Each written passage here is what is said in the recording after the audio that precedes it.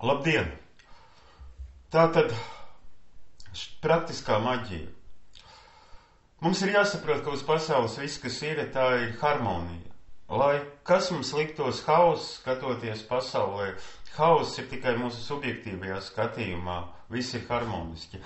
Arī notikumi, kas mūsu dzīvēs notiek, viņi ierakstās lielākā harmonijā. Ja daudzi no praktiskās maģijas ceļu uzsācējiem nojaustu, cik daudzu cilvēku dzīves šeit vienkārši Latvijā šajā mazajā teritorijā, kur nav īpaši daudz iedzīvotāju, jaucās tā kā kārtas vienā. Kāšu kavā viņi būtu ļoti izbrīnīti.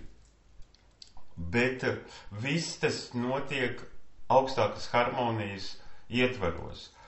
Un tas, ko jūs redzat Excel tabulā kā laika līniju izvērsumu, patiesībā vienkārši ir laiktelpas struktūras, kas izstieptas, apmēram tā, kad es pulksteņa apli izstiepju lentā, un sanāk aplis ar 24 stundām, 24 iedaļām.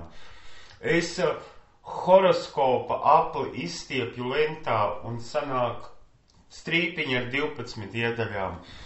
Es 20 navālu apli izstiepju lentā un sanāk strīpiņa ar 20 iedaļām. Un, lai izprastu dažādu faktoru darbību, kā viņi darbojas, kas viņi ir, lai mēs saprastu, par ko ir runa, mums pirmkārt ir jāierauga šīs lietas nevis Excel rindiņās, bet ar apziņas acīm. Viņas ir jāredz šī sakrālajā ģeometrijā, kurā viņas ir tur augšā iebūvētas citā dimensijā. Redziet, galvenais princips ir kāds, kad mēs atrodamies, ieejot šeit, mēs nokļūstam laika straumē, lineārajā laikā, kur ir noteikts ritms, noteikta secība notikumiem. Un tie notikumi, kas šeit notiek, viņi ierakstās tā kā filma uzņemās, tā kā grāmata ierakstās, viņi paliek. Tur augstākās dimensijās lineārā laika nav. Un tas, ko mēs šeit šī dimensijā redzam kā līniju, kas iet no pagātnes nākotnē, vai no mūsu dzimšanas līdz mūsu nāvei, kā līnijas nogriezni, augstākajā dimensijā tā ir sakrālās ģeometrijas figūra. 3 stūris, aplis, kvadrāts. Bet tā ir figūra, kas iekļaujas kopējā veselumā. Pasaules uzbūvē, visa pasaule ir uzbūvēta harmoniski.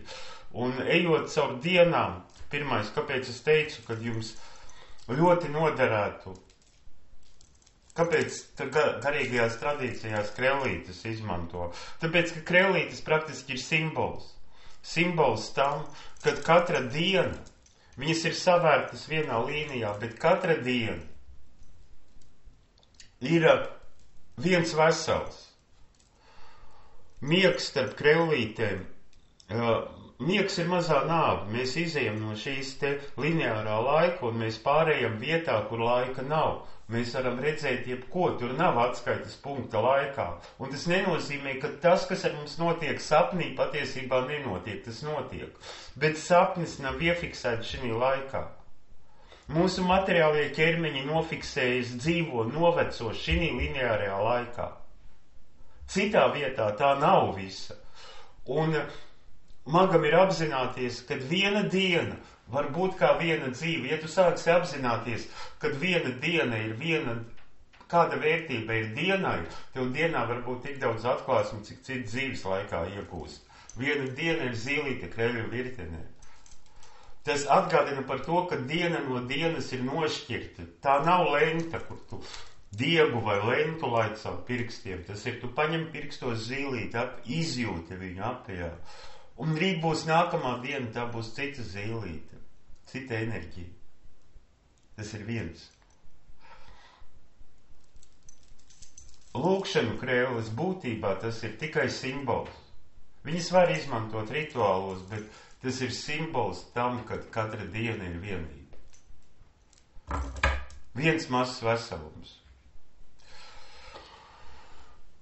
Mazs piemērs no sakrālās ģeometrijas, kā jums jāsaprot. Piemēram, 72, kā izkārtojas sakrālajā ģeometrijā. Jūs visi esat redzējuši šādu figūru.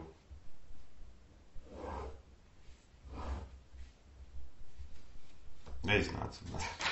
Nemam jaunu. Visi esat redzējuši šādu figūru. Vienādu malu. 3 stūris, regulāris. Un otru vienādu malu 3 stūri zīmējumu. Pretī.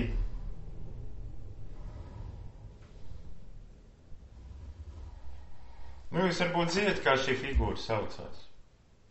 Dāvids Zvaigzne, jā. Šī te figūra, šādas figūras ir 12. Iedomājieties, ka 12 šādas figūras. Kāpēc saka, kad senebreju tradīcijā ķēniņš Zālamans atklājas tos 72 džinus, kas nākuši viens no otra no pudeles laukā un iepazīstinājuši ķēniņu Zālamanu ar sevi. Teika tāda. Pirmkārt, tāpēc, ka jums ir kaut kāds 73 ciklā. Iedomājieties šī cikla, kā saka. Uzzīmēšu 2 variantus. Pirmais variants kā līnija.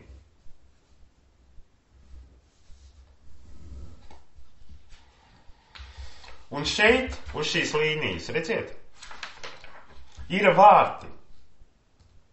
Ir vārti uz šīs līnijas.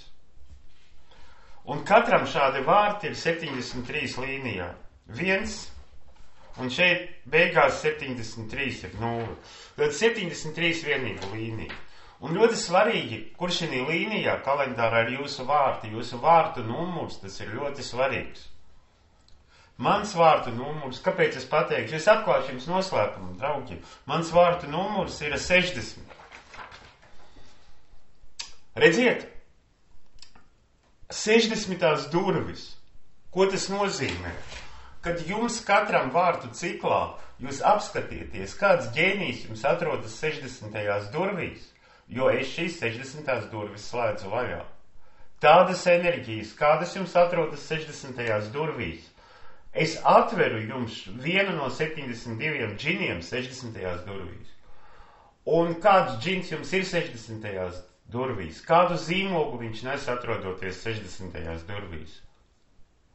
Tādas enerģijas, nevis manas īpašības, bet ar mani tam nav sakara. Tās ir enerģijas, kuras es atveru jūsu dzīvē, jūsu īpašības, jūsu enerģijas atveru. Un tātad jums ir pretīka līnija, kas aizslēgta. Un jums ir savas durvis šajā līnijā. Jūsu durvis ir kaut kur šeit, citā vietā. Bet, ja man ir 60. durvis, tad es vienkārši pēc noklusējuma atveru jūsu rindā, lieku darboties tam džinam, kas jums atrodas 60. durvīs. Tas var būt viens no 72. Tad redziet, vārtu cikls ir 73. Vārtu cikls. 73. Viņi ir 72. Tad saprotiet, kā tas ir, kā ķēniņš Zālamans ar džiniem iepazinās. Tā ļoti vienkārši. Jūsu durvīs katrā ciklā pavirzīsies džins pa vienu numuru uz priekšu. Tagad 60. durvīs tekošajā laikā ir 72. Nākošajā ciklā būs 1, pēc tam būs 2, pēc tam būs 3. Un tā 14,5 gadu periodā caur manām durvīm, manā dzīvē var ienākt 72 augstākas būtnes, es varu saskarties ar 72 augstāku būtņu norādījumiem. 72 augstākas būtnes 14,5 gadu periodā, katra no viņām mani var uzrunāt un pateikt savu vēstījumu. Un kā šīs augstākās būtnes ieraudzīts ar sakrālo ģeometriju? Vienkārši. Ziniet, kas pietrūkst šeit, vidū? Pietrūkst zodieka zīmes simbolu, tad viss būtu precīzi.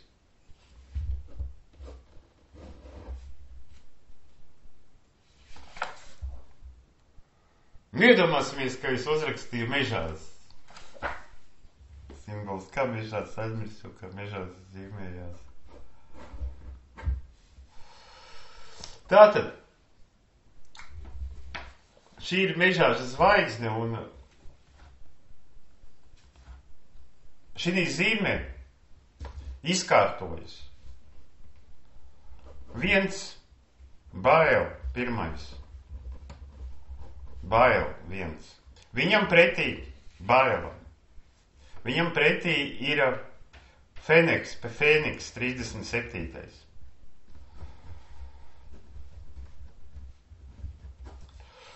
Nākošais, kas izkārtojas šī ciklā, šeit uz šī te raga, būs 13. Belets. Un viņam pretī atradīsies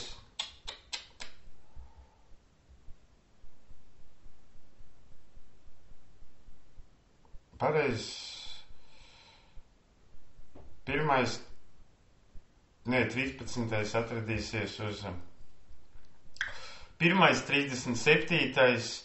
Tātad, pareiz, 13. izkārtojās, un viņam pretī, 13. pretī ir 36 plus 13, pretī ir 49.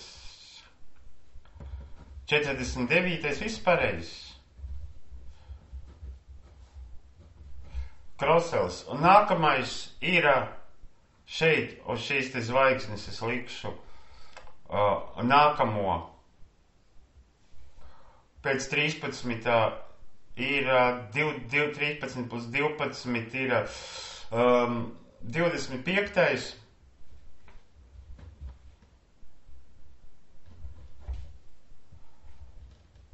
Un pretī viņam izkārtojas 36 plus 25, pretī izkārtojas 36 plus 24 ir 61. Skatieties. Tātad šie ir apmēram vieni, kas harmoniski pārvalda vienu no. Viņi nāk no, teiksim tā, viņi pārvalda vienu no 12 zodieka zīmēm vai vienu no sfērām. Tātad Bails, Belets, 25., 37., 49. un 61. Zagam 25. aizmirsu vārdu. O, cik interesanti, kā saka. Būs jāskatās, kā cik 25. pirms būnes, kas iet pam, pam, pam. Jā. No viss ir dabiski. Tātad, saprotiet, kad sanāks, kad krustojas, kā saka, 2-3 stūri. Redziet, katrai no enerģijām, ko jūs skatāties kalendārā, katrai no 4 enerģijām ir 2 fāzes. Piemēram, austruma enerģija, 2 fāzes. Viena ir debesis, viena ir zeme, jo austruma enerģijai piemīt 2 diametrāli pretējas īpašības. No vienas austrumi ir iniciatori, viņi ir tie, kas sāk, viņi ir tie, kas pārvalda, viņi ir tie, kas pagrūž. No otras puses, austrumi ir zeme, viņiem ir auglība, uzņēmība, sajušana. Austrumi visvairāk ir piesaistīti materiālām lietām, viņi sajūt to, ko citi nesajūt. Tālāk ziemeļi. Ziemeļiem arī, viņi ir balti, bet tur ir kalendārā 2 krāsas, un iedomājieties ziemeļi. Viena ziemeļa saucās pērkons, viņi tādi man sarkanīgi apzīmēti, un otra ziemeļa saucas vējš, pērkons un vējš. Ziemeļiem 2 īpašības. Ziemeļi var būt kā atsitiens, kā sitiens, kā spēriens, un ziemeļi var būt kā nepārtraukta kustība, vējš kustās. Rietumi saucās ūdens, jā, ūdens, dabiski rietumi, bezdibens ūdens, un rietumi liesma, ūdens un liesma. Ūdens izšķīdina liesmu pārkausē. Rietumi transformācija, dienvidi. Kalns un ezers. Vieni dienvidi, tie, kas apzīmējās ar zilu krāsu, simbolizē svaru. Dienvidi, kas apzīmējas ar oranžu, simbolizē ekstāzi, prieku, enerģiju. Saprotiet?